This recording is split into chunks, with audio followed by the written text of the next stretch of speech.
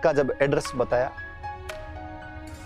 तो पैरों तले जमीन खिसकने वाली जमीन थी। एक बात थी, हम ही गए, बाकी कोई नहीं आता। आस पड़ोसियों को भी पता ही नहीं कि वो है।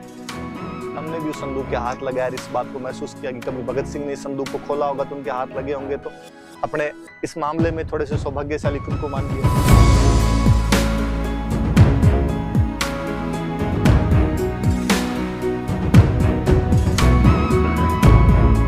फेसबुक से पेज हट गया, वो क्यों हट गया मैं नहीं जानता। पहले फेसबुक पर एक हिस्ट्री का पेज हुआ करता था, हिस्ट्री नाम से एक पेज था कोई।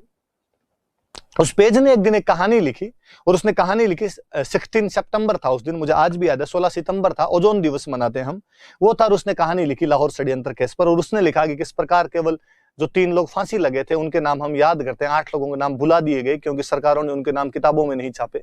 और उन्होंने लिखा कि उनमें से एक जो महावीर सिंह था, जिसने भगत सिंह को भागने में सर्वाधिक सहायता की थी, जिसके घर पर भगत सिंह शाहजहांपुर यूपी में लंबे समय तक रहे थे, वो बाद में अंडमान निकोबार की सेलुलर जेल के अंदर भूख हड़ताल के दौरान जिस प्रकार जतिन दास शहीद हुए थे, वो भी शहीद हो गया था, जिसके साथ 2 और बंदे मोहित मोइत्रो और मोहन किशोर भी थे, जिनकी स्टेच्यू आज भी सेलुलर जेल के अंदर लगाई हुई है। उसका जन्मदिन है।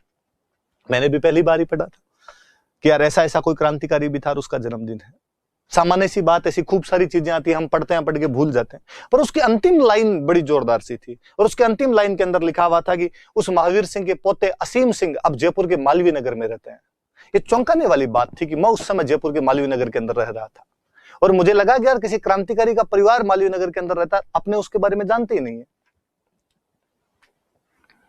कैसे जाना जाए, इसके ऊपर तो इतनी जानकारी है। गूगल सर्च मारा मैंने, असीम सिंह मालवीय नगर लिखा तो उनकी दुकान का नाम आया, फोन नंबर आए नीचे, कॉल किया। असीम जी बोल रहे हो? जी। महावीर सिंह के पोते हो? जी। हम मिलना चाहते हैं आपसे, क्योंकि आज महावीर सिंह जी का बर्थडे है, हम बात करना चाहते हैं आपसे। बंदे ने कहा शाम को घर आ जाना। घर का जब एड्रेस बताया तो पैरों तले जमीन खिसकने वाली जमीन थी। एक बात थी कि मैं सड़क के इस तरफ रहता था और उनका घर सड़क के उस तरफ था, महज 3 मकान इधर और 3 मकान उधर की दूरी। सैकड़ों बार वहां से गुजरे होंगे, पर किसको पता था कि इस घर में रहने वाला परिवार उस व्यक्ति का परिवार है जो देश की आजादी के लिए शहीद हुआ था, जो भगत सिंह के साथ का आदमी था, या उस लाहौर षड्यंत्र केस के अंदर रहा था। तो बाकियों को तो जान भी कैसे पाए।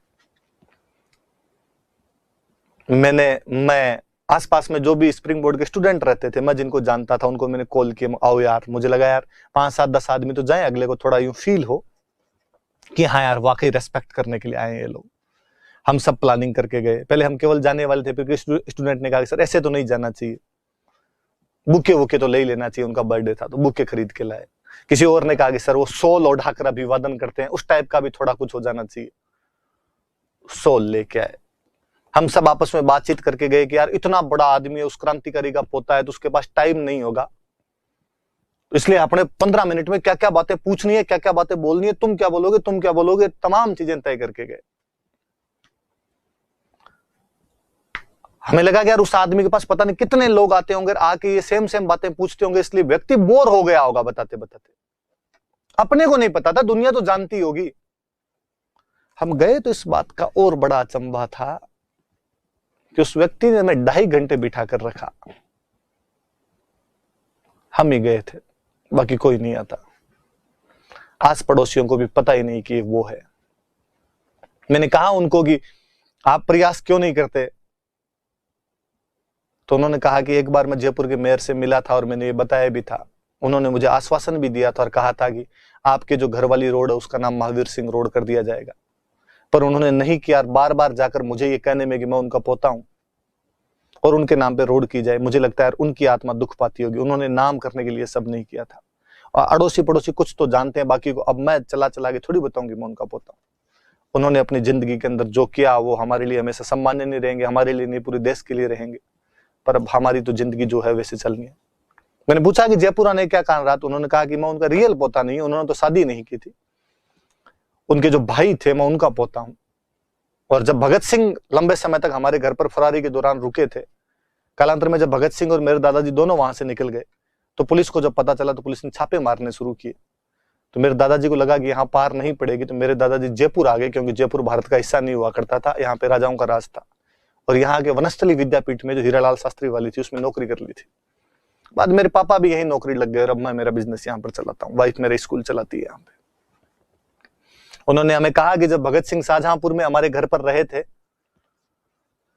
तब भगत सिंह का सामान एक संदूक के अंदर था। उन्होंने हमें वो संदूक दिखाई कि वही संदूक है जिसके अंदर भगत सिंह का सामान रखा हुआ था। उन्होंने और बताया कि भगत सिंह बहुत रिच फैमिली से थे, बहुत पैसे वाले थे, जमींदार थे, वहां के लंबरदार थे पंजाब के। कि अजीत सिंह जी 1907 में जब जेल से रिहा करवाए गए थे तब शायद 50,000 रुपया मुचलका उनके लिए भरा गया था। आप सोचिए 1907 में 50,000 की क्या वैल्यू रही होगी। और भगत सिंह के पिताजी तो यह तक चाहते थे कि भगत सिंह को भी बाकायदा पैसे देके जमानत करवा ली जाए, लेकिन भगत सिंह ने मना कर दिया था कि नहीं बापू। इवन चंद्रशेखर आजाद तो ये चाहते थे कि जब भगत सिंह को कोर्ट से जेल ले जाया जाता है, जेल से कोर्ट ले जाया जाता है, तो बीच में पुलिस पर हमला करके भगत सिंह को छुड़वा लिया जाए। लेकिन चंद्रशेखर आजाद को भगत सिंह ने इसके लिए भी आगाह कर दिया था कि पंडित जी कुर्बानी बर्बाद हो जाएगी, लोग गुंडे और चवन्नों से अधिक कुछ नहीं समझेंगे, इसलिए प्लीज ऐसा मत करना, आप बाकी लोग संगठन संभालिए, हमारा समय आ गया है। हम बलिदान से ही अब देश के युवाओं को यदि जागृत कर पाएंगे तो अच्छा तरीका है। हम बलिदान देंगे, किसी ना किसी को तो ये देना पड़ेगा, हम देंगे। दिल से ना निकलेगी मरकर भी वतन उल्फत, हमारी मिट्टी से भी खुशबू वतन आएगी। मर भी गए तो हमारी मिट्टी से भी वो खुशबू तो चारों तरफ रहेगी, इसलिए प्लीज ये मत करो आप। तो इतने पैसे वाले थे, तो भगत सिंह की जो मम्मी थे विद्या देवी, उनकी जब शादी हुई थी तो उनके पीहर वालों ने उनको 4 बड़े बड़े संदूक दहेज के अंदर दिए थे। पहले वो पेटियां आती थी, पेटी लो वाली जो पेटी आती थी अपने, एक एक मिलती है घरों में, वो पैसे वाले थे तो उनकी मम्मी 4 लाई थी। भगत सिंह जब पढ़ने के लिए गए तो एक उनको दे दिया गया था। भगत सिंह जब फरार हुए तो उस एक संदूक में अपना सामान लेके निकले थे।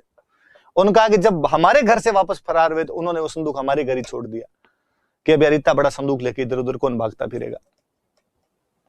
जब देश आजाद हो गया, सरकार ने कहा कि म्यूजियम में रखने के लिए क्रांतिकारियों की चीजें चाहिए, तो क्रांतिकारी के जो भी घर वाले हैं वो चीजें हमें दे दे। तो हमने बाकी तमाम चीजें लौटा दी थी, लेकिन वो संदूक नहीं लौटाया था, हमारे पास पड़ा। हमें लगता है कि भगत सिंह हमारे घर पर रहे थे तो कुछ निशानी तो हमारे पास होनी चाहिए। हमने भी उस संदूक के हाथ लगाया, इस बात को महसूस किया कि कभी भगत सिंह ने इस संदूक को खोला होगा तो उनके हाथ लगे होंगे, तो अपने इस मामले में थोड़े से सौभाग्यशाली खुद को मान दिया जाए। पर सोचना इस बात पर कि किस कदर हम हमारे इतिहास को इस तरीके से भुला देते हैं।